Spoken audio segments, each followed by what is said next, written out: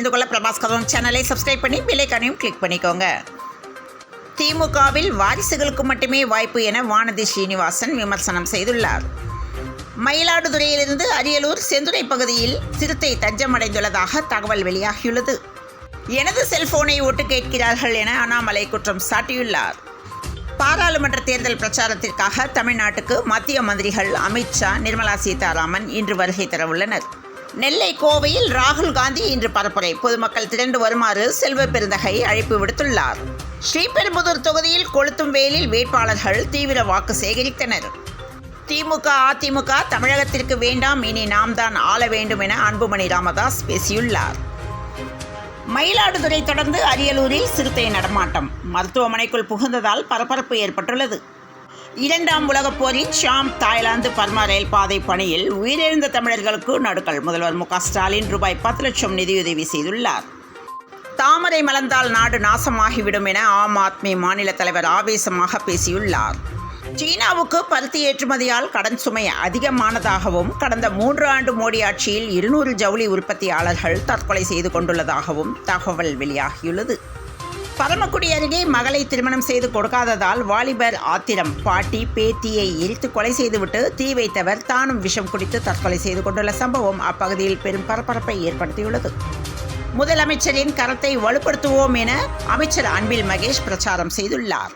அத்தியாவசிய பொருட்கள் விலை உயர்வுக்கு காரணம் ஒன்றிய அரசு என எடப்பாடி பழனிசாமி குற்றம் சாட்டியுள்ளார்.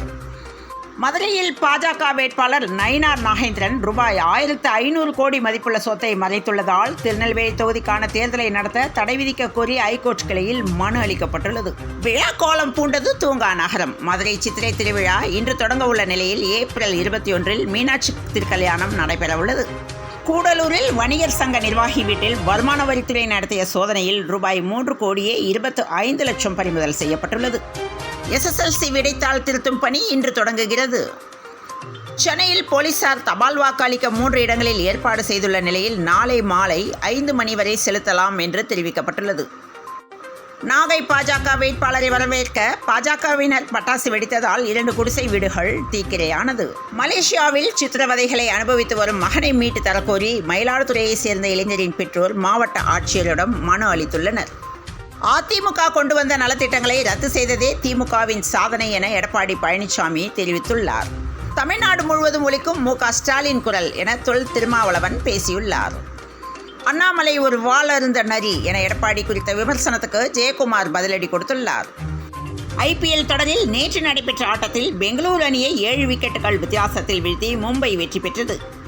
சென்னையில் நேற்று தங்கத்தின் பவுனுக்கு ரூபாய் 160 உயர்ந்து ஒரு பவுன் ரூபாய் 53,800 ரூபாய்க்கு புதிய உச்சத்தை அடைந்துள்ளது. இவ்வாறு விலை அதிகரித்திருப்பது நகை வாங்குவோரை கவலையடைய செய்துள்ளது.